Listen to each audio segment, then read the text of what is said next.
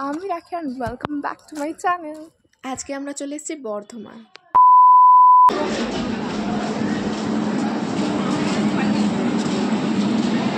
এখান থেকে বেরিয়ে কিন্তু তোমরা টোটো পেয়ে যাবে, আর সেই টোটো বুক করে কিন্তু পুরো বর্ধমানটা ঘুরতে পারবে। আমরা কিন্তু প্রথমে গেছি 101টা শিব মন্দিরে।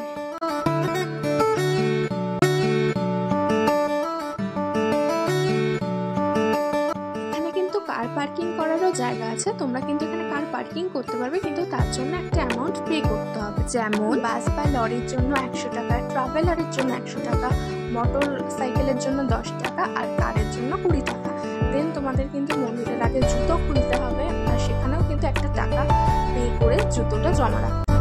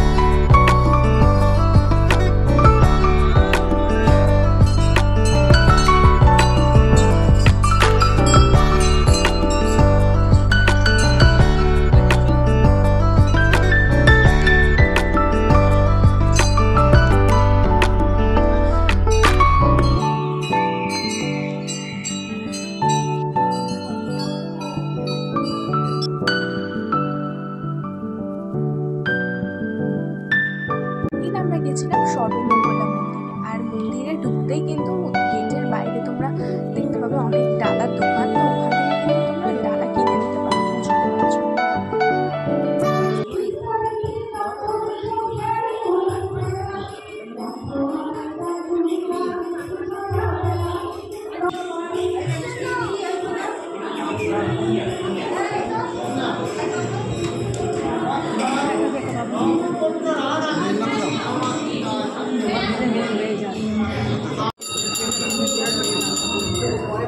এই মন্দিরের চারপাশটা কিন্তু খুব সুন্দরভাবে সাজানো রয়েছে, প্রচুর গাছপালা আছে, দেখতে খুব ভালো লাগছে।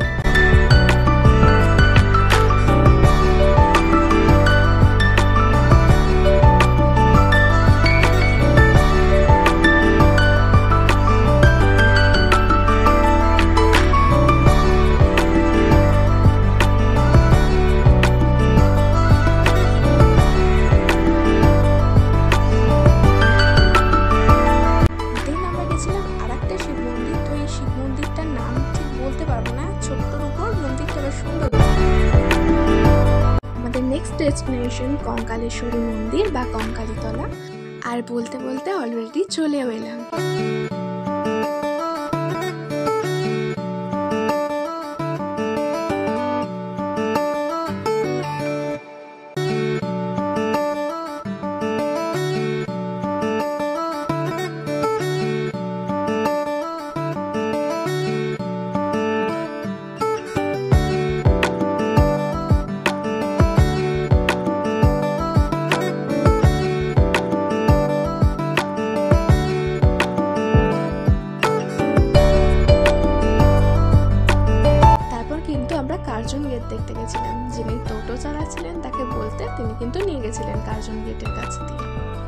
তারপরে আমরা গেছিলাম বর্ধমান সায়েন্স সেন্টার বা সায়েন্স সিটি যা বলবে। আর সায়েন্স সিটিটা কিন্তু ঢোকার সামনেই কিন্তু তোমরা টিকিট কাউন্টার পেয়ে যাবে, সেখান থেকে টিকিট কেটে দেন তোমরা ভিতরে গিয়ে ঘুরতে পারবে। একটু গিয়েই দেখবে একটা ডাইনোসর ওয়েলকাম জানাচ্ছে। তো এরকম আমাদের কলকাতা সায়েন্স সিটিতেও আছে, কিন্তু ওই ডাইনোসরটা এটার একদম বাইরে থাকে, কিন্তু এটা মানে ভিতরে আছে। আর ওটা একটু বড় সাইজে, কিন্তু এটা ছোট। যাই হোক, দুটোই খুবই সুন্দর। আর তারপর এখানে একটা কল আছে যেখান থেকে অনবরত জল পড়ে যাচ্ছে। তো চারপাশটা ঘুরে কয়েকটা ভালো ভালো ছবি তুলছিলাম। তো এখন চলো যাই সায়েন্স সেন্টারের ভিতরে।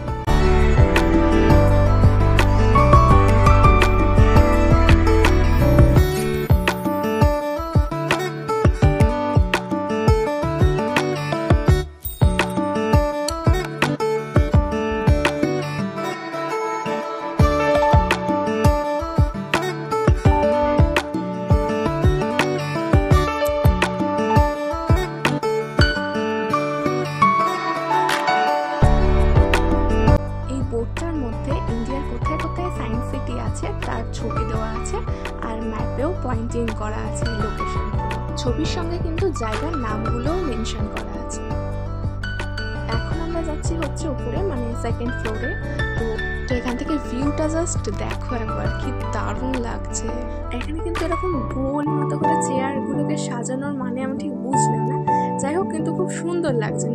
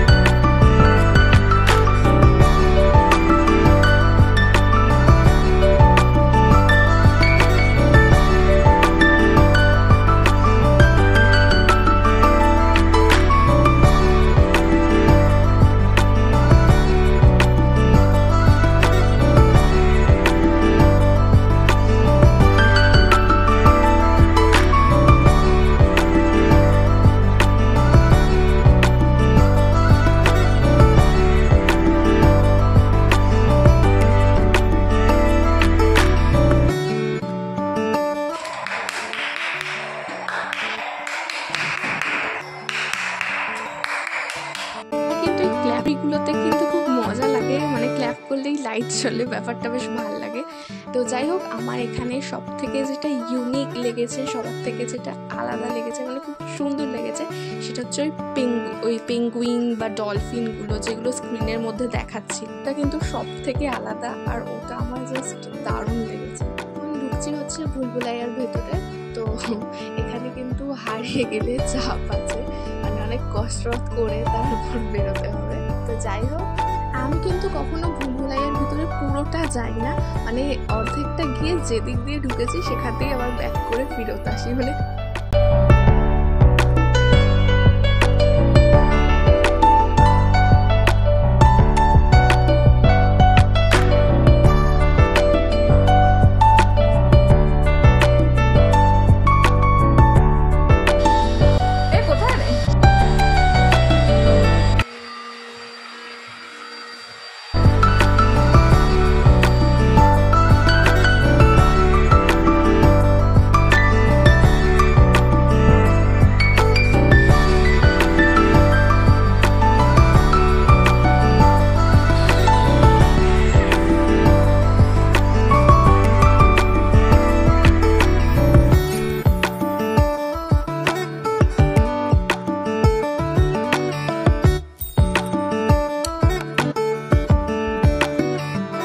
খোঁজাখুঁজির পর ফাইনালি এই আয়নাগুলো খুঁজে পেয়েছি। তো এই আয়নাগুলো কিন্তু একটা আলাদাই মজা আছে, মোটা সরু বেটে ঢোকা।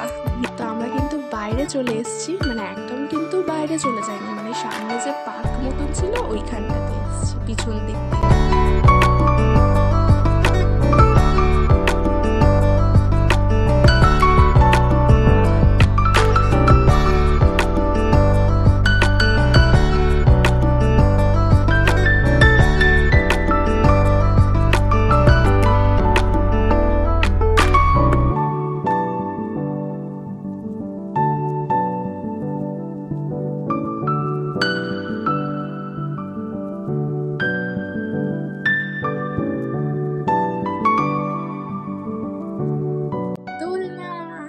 অনেকদিন পর কিন্তু ফাইনালি দোলনা চড়তে পেরেছি। তো দোলনা চড়তে কে না পছন্দ করে, আমিও খুবই পছন্দ করি।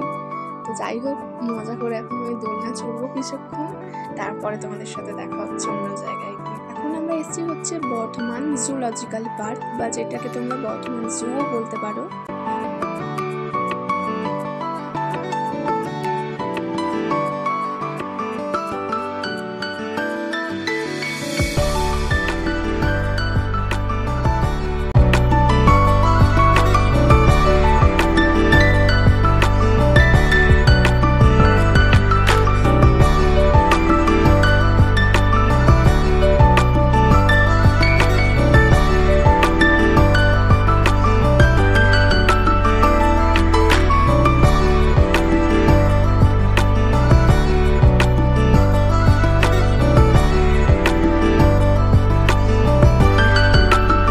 জুলজিক্যাল পার্কটা কিন্তু অনেকটা বড় এরিয়া নিয়ে তৈরি। ও আর একটা কথা তোমাদের বলে দিই, তো এখানে কিন্তু অনেকগুলো অ্যানিমালস যেমন ডিয়ার, ক্রোকোডাইল, এগুলো কিন্তু অনেক জায়গাতে আছে, মানে 2-3 জায়গাতে কিন্তু সেম জিনিস আছে। যেমন ভিতরে প্রথমেই কিন্তু এক জায়গায় ক্রোকোডাইল দেখেছিলাম, তারপর কিন্তু আবার ওই দিকটা গিয়েও কিন্তু ক্রোকোডাইল দেখেছি। তো এরকমভাবে ডিয়ারও 2-3 জায়গাতে দেখেছি। তাছাড়া তো বার্ডস আছেই, কিন্তু এগুলো কিন্তু 2-3 জায়গাতে আছে। তো তোমরা আবার ভেবো না যে এক জিনিস বারবার দেখাচ্ছি।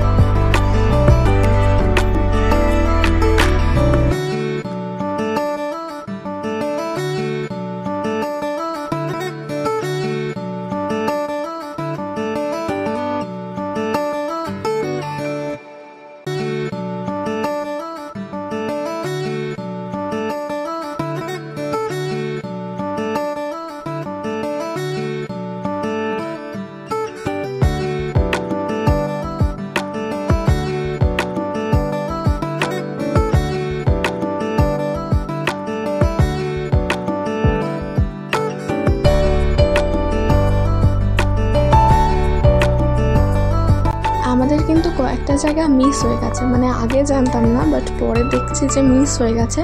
তো যাই হোক, ওভারঅল ভালোই ঘুরেছি।